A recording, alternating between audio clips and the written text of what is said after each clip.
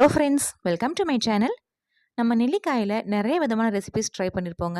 நெல்லிக்காய் சாதம், நெல்லிக்காய் பச்சடி, நெல்லிக்காய் ஊறுகாய், நெல்லிக்காய் தொக்குன்னு நிறைய செஞ்சுருப்போம். ஒரு டைம் இந்த மாதிரி கொஞ்சம் டிஃப்ரெண்ட்டாக ட்ரை பண்ணி பாருங்கள். சுட சுட சாதத்தோட சுட்ட அப்பளமோ இல்லை வடகமோ வச்சு சாப்பிட்டீங்கன்னா டேஸ்ட் அட்டகாசமாக இருக்குங்க. வாங்க எப்படி பண்ணுறதுன்னு பார்க்கலாம். இன்றைக்கி ஒரு கைப்பிடி அளவுக்கு துவரம்பருப்பு எடுத்து 2-3 டைம் நல்லா கழிஞ்சிட்டு குக்கரில் சேர்த்து நல்லா கொலையை வேக வச்சு எடுத்துருக்குறேங்க.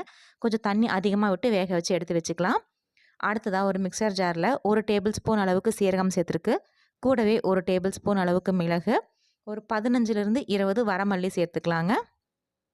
அது கூடவே 4 பல்லு பூண்டு தோல் நீக்காமல் அப்படியே சேர்த்துக்கலாம்.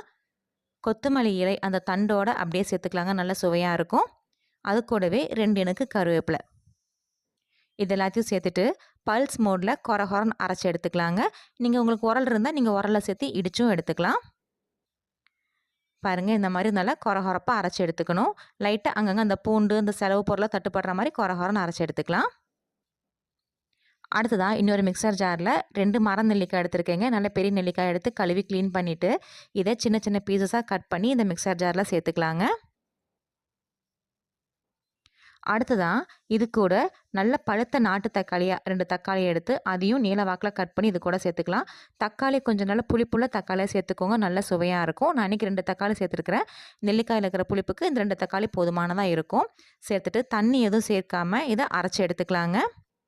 பாருங்கள், இந்த மாதிரி அரைச்சி எடுத்துக்கணும்.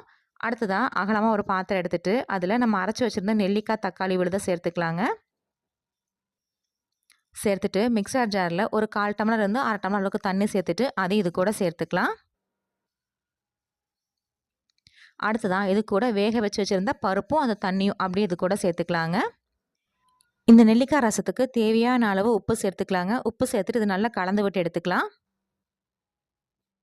நம்ம இதுக்கு புளி எதுவும் சேர்க்க போகிறது இல்லைங்க. அந்த நெல்லிக்காயிலும் தக்காளியில் இருக்கிற புளிப்பே போதுமானதாக இருக்கும். உப்பு சேர்த்து நல்லா கலந்து விட்டுட்டு உப்பு புளிப்பு எல்லாம் செக் பண்ணி எடுத்துக்கலாங்க. உப்பு புளிப்பெல்லாம் செக் பண்ணதுக்கப்புறமா எனக்கு உப்பு மட்டும் கொஞ்சம் பத்தலை, நான் கூட சேர்த்துக்கிறேன். சேர்த்துட்டு நான் மிக்சர் ஜாரில் செலவு பொருள் அரைச்சி வச்சுருந்தீங்களா, சீரகம் மிளகு வரமல்லி அது எல்லாத்தையும் இது கூட சேர்த்துக்கலாம். சேர்த்துட்டு இதையும் ஒரு டைம் நல்லா கலந்து விட்டு எடுத்துக்கலாங்க. நல்லா கலந்து விட்டுட்டு இது ஓரமாக எடுத்து வச்சுருவோங்க. அடுத்ததாக ஸ்டவ்வில் ஒரு பேன் வச்சுருக்கேன். பேன் நல்லா சூடானதுக்கப்புறமா அதில் 1 டேபிள் ஸ்பூன் அளவுக்கு எண்ணெய் சேர்த்துக்கலாங்க. எண்ணெய் நல்லா சூடானதையும் அதில் ஒரு 1/4 டேபிள் ஸ்பூன் அளவுக்கு கடுகு சேர்த்துட்டு கடுகு நல்லா பொரிஞ்சதுக்கப்புறமா ஒரே ஒரு வரமிளகாய் 2 கிள்ளி சேர்த்துட்டு 1 இனுக்கு அளவுக்கு கருவேப்பிலை சேர்த்துக்கலாங்க. கருவேப்பிலை நல்லா பொரிஞ்சு வரட்டும். வரமிளகாயும் கருவேப்பிலை நல்லா பொரிஞ்சு வந்துடணும். நல்லா பொரிஞ்சதுக்கப்புறமா நம்ம ஏற்கனவே ரெடி பண்ணி வச்சுருந்த நெல்லிக்காய் ரசத்தை இது கூட சேர்த்துக்கலாங்க. சேர்த்ததுக்கப்புறமா இந்த நெல்லிக்காய் ரசத்துக்கு 2லிருந்து 3 பிஞ்ச் அளவுக்கு பெருங்காயத்தூள் சேர்த்துக்கலாம்.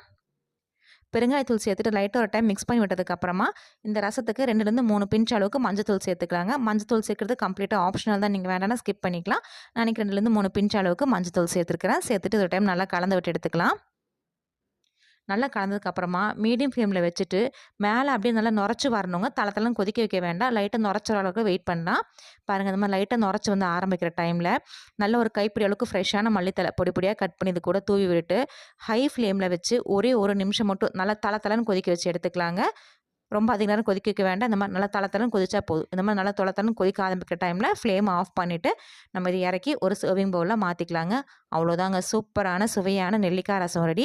இது சுட சுட சாதத்தோடு வச்சுட்டு அப்பளமோ வடகமோ வச்சு சாப்பிட்டிங்கன்னா டேஸ்ட் அட்டகாசமாக இருக்குங்க. ஃப்ரெண்ட்ஸ், நீங்களும் நெல்லிக்காய் ரசம் ரெசிபியை ட்ரை பண்ணி பாருங்கள். ட்ரை பண்ணி பார்த்துட்டு உங்கள் கமெண்ட்ஸுங்களை சொல்லுங்கள். உங்களுக்கு இந்த வீடியோ பிடிச்சிருந்துச்சுன்னா மறக்காமல் நம்ம சேனலுக்கு சப்ஸ்கிரைப் பண்ணுங்கள், லைக் பண்ணுங்கள், ஷேர் பண்ணுங்கள்.